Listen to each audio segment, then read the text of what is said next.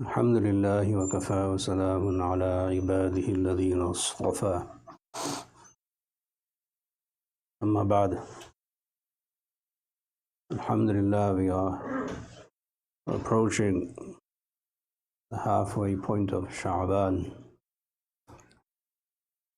moving closer to Ramadan. May Allah give us barakah in our Sha'ban and take us to Ramadan, inshallah. Allah subhanahu wa ta'ala sends down His fadl, His grace, His rahmah at all times, but on special days and special nights there is a special rahmah that comes down. One of those nights is the night of the 15th of Sha'ban, which you will inshallah hear about in the talk tomorrow, inshallah, after Maghrib. Ramadan is approaching, and Allah's fadl, rahmah, is very intense in Ramadan. We all know this. The Muslim culture has always been to prepare spiritually for Ramadan, just as we prepare for a wedding, a reception, a social occasion, or we prepare to go and meet a big person, or if there's a job interview, we prepare for that. Also, so likewise, the preparation for Ramadan should be at the same level, at the very least, that we're preparing to meet Allah subhanahu wa ta'ala's rahmah that He sends down in Ramadan. And this preparation has always been part of the Muslim psyche, part of our civilizational code and value, and part of who we are and what we are. And this is not in the sense of making plans for Eid. This is making plans for Ibādah in Ramadan. So what do? So we say today, we sit down today and say, well, this is what I want to do in Ramadan, and I will want to finish this amount of Quran, I want to give this amount of sadaqah and zakat, this is how I want to feed people, this is the kind of du'as I want to make, and you start. You don't wait for Ramadan, you start today. That's how you prepare. You don't just move into Ramadan, dive into Ramadan. That is not how we do things in the Muslim Ummah. When I talk about the Muslim Ummah, I mean the Muslim Ummah from the 14 centuries, not this Ummah of today. This Ummah of today is very, very behind what we used to do and what we were.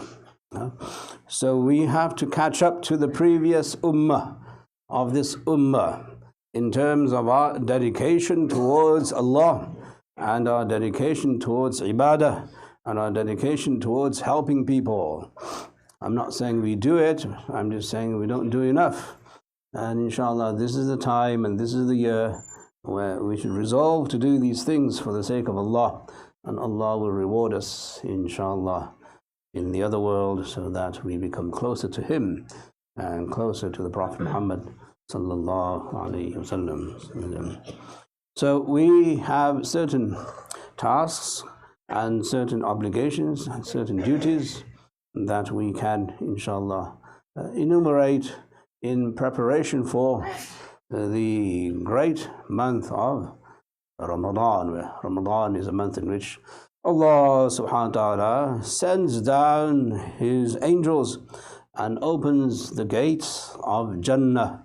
And the gates of Jannah opening up means that Allah's tawfiq comes to the Ummah, that the Ummah frequents the masajid more in Ramadan, the Ummah reads the Quran more in Ramadan, and the Ummah gives more in Ramadan, etc., because the gates of Jannah are opened. So the fragrance from there comes to earth. That fragrance propels Muslims to do more Ibādah. When you receive the smell from Jannah, which is not physical, is spiritual. Then there are certain stimuli in you that stimulate you to do ibadah more, because the gates of Jannah are open. This is the meaning of the gates of Jannah being opened, that this breeze comes from there, and the ummah now all of a sudden puts on its switch. So the switch is turned on. What I'm saying is that you can turn the switch on now. Don't wait until Ramadan. Then you will be prepared to receive the divine rahmah and Allah subhanahu wa ta'ala's fadl. And the gates of Jahannam are closed. And when the gates of Jahannam are closed, then Muslims do not sin as much in Ramadan as they do in other months. So sinning now is stopped and closed because the air from Jahannam doesn't reach the earth. When that air doesn't reach the earth, then there is no impulse and there is no stimuli left in the atmosphere. There are no pollutants in the environment to prompt you to commit sin. And that is the meaning of the gates of Jahannam being closed. And Allah then gives you His tawfiq and stops you from sinning. This is how we prepare for Ramadan. This is how we as Muslims prepare for Ramadan. So you do it now. You stop sinning now. You make a resolution that I'm going to be the best I can this year in this month of Ramadan, inshallah. And you go forward from there. And you do as much as you can to please Allah and to please Rasul sallallahu alayhi wasallam. And this is how we see that the ummah has always been this way, always preparing for the next event, always preparing for the next event. You don't stop in life. Just because you have social obligations, and just because you have family obligations, and just because you have financial obligations does not mean that you don't have any obligations towards Allah. They also continue. So whether you are busy or not busy in life, you still have to pray at least 5 times a day. And in Ramadan you pray even more. Yeah? So this is how a Muslim must see himself in lieu of his social activities and his family responsibilities and his other obligations. And people now, they come to terms with it. The barakah in a Muslim's life is when he regulates his life according to his Ibādah. That if you regulate your life and you say that I'm going to regulate my life according to the times of salat, or according to my dhikr, or according to my recitation of the Quran, or according to what I'm going to do for the ummah, then there is barakah. It shouldn't be that, by the way, I have to do salat also. Yeah, I need to take time out 3 minutes for salat also. It should be the other way around. That I will take time out to fulfill my other responsibility because my preoccupation should be in Ibādah. And that's the reason why Allah created us. وَمَا خَلَقْتُ الْجِنَّ وَالْإِنسِ إِلَّا لِيَعْبُدُونَ I have not created the jinn and the ins, human beings, except that they should worship me. Worship here means Ibādah in the strict sense. I don't mean feeding your family is Ibādah. You must move away from this. This is a secularized version of Islam. It makes no sense in the Quranic context to say that feeding your family is also Ibādah. But there's no doubt feeding your family is rewarding. And you should feed your family. Nobody's saying that. But to say that feeding your family is Ibādah, that's crazy. That's total nonsense. It's not Ibādah. You are rewarded if you feed through halal means. And if you feed through haram means, then you'll be guilty of a sin. It's not designated as a form of worship. Ibādah is something that is designated as a form of worship, formal worship, like salat, saum, zakat, hajj, recitation of the Quran, salawat ala nabi. These are designated for Ibādah. Those are ibadat. Everything else is hasanat, good deeds. You're rewarded for good deeds. If you pick up something from the street that's going to harm someone, that is a good deed, you're rewarded, but it's not ibadah. You must understand the difference. It's not a nuance, it's a very simple, straightforward difference that we need to appreciate, because it changes our approach and psychology, especially our worldview. When you look at the Prophet Muhammad sallallahu alaihi wasallam, did he spend 20 hours of the day trying to feed his family? He had 7 wives, mashallah. So was he preoccupied in feeding all 7 wives most of the day, or was he preoccupied in ibadah most of the day? That you gain from seerah, and it's a no-brainer. Look at the Sahaba. Were they preoccupied in feeding their families all day, or were their hearts attached to the Prophet sallallahu alaihi wasallam and the masjid and salat? Then that's also a no-brainer. When you read the seerah of the Sahaba, the Muslim ummah became so rich, mashallah, but it became rich on the back of barakah. Not on the back of aggressive business deals. It is barakah. When you read the seerah of the awliya of Allah subhanahu wa ta'ala, and they're advising their people, their followers, their support group, their base, they say you must work from Fajr to Zuhr. And they said this in the 3rd century. As early as the 3rd century, you will find reports like this written. And then after Zuhr, you must not work. Then you must engage in ibadah for the rest of the day. SubhanAllah. Obviously, in our countries, Fajr is about 6, 7. And Zuhr is about 1. How many hours of the day is that? So what I'm saying is that the barakah of this ummah, the Prophet ﷺ made dua for this ummah to receive barakah after Fajr. He made a dua.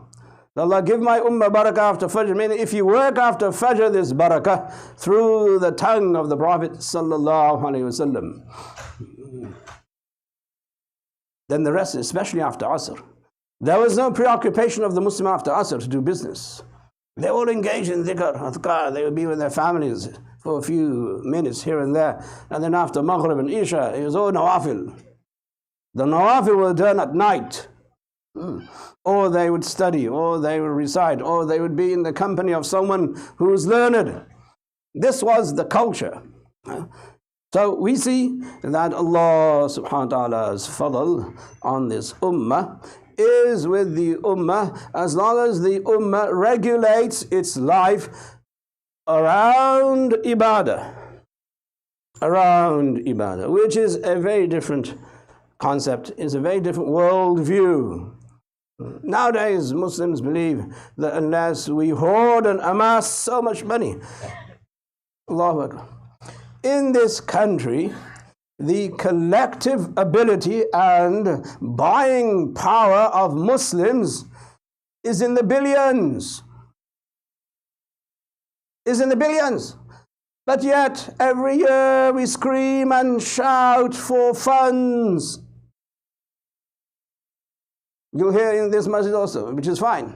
That's what you have to do, that's what you have to do. I don't have a problem. What I'm saying is that if the spending power is in the billions, why do we need to fundraise? Because there's no barakah. Before, it used to be that there was an announcement. In fact, there was no announcement. I know, because I've lived this. I've seen this in India while I was studying.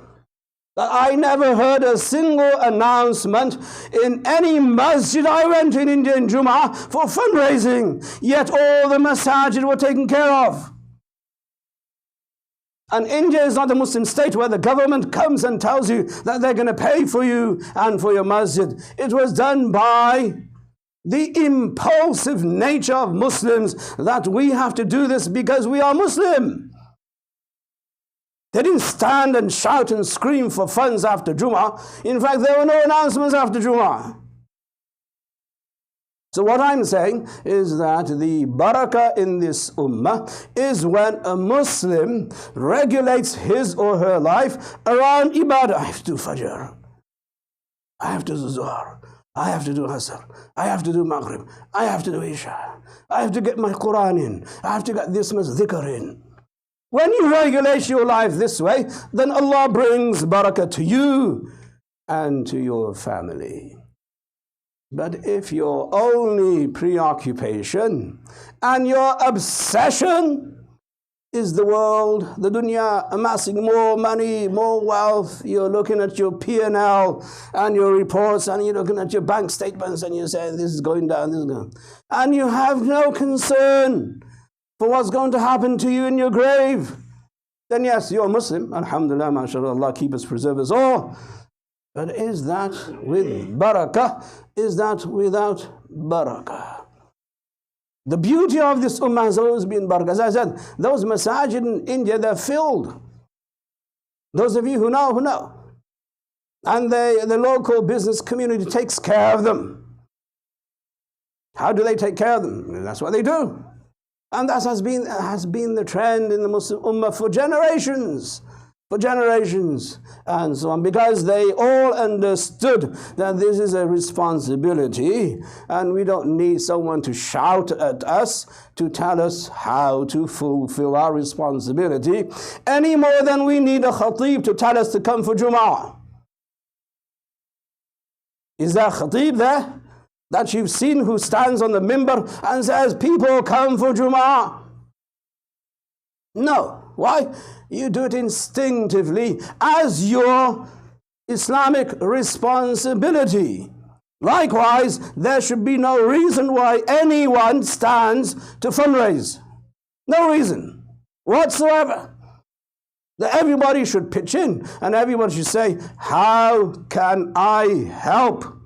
The initiative must come from the community, not from the leadership. Because the leadership, if the leadership has only one thing on their mind, and that is, how do I pay the bill for the masjid? Then where is that leadership taken? You tell me. You talk to any board of any masjid in this country, the only preoccupation they have, how do we pay for all this? Then you think they have time to think about other issues that we have in the community where they can actually lead.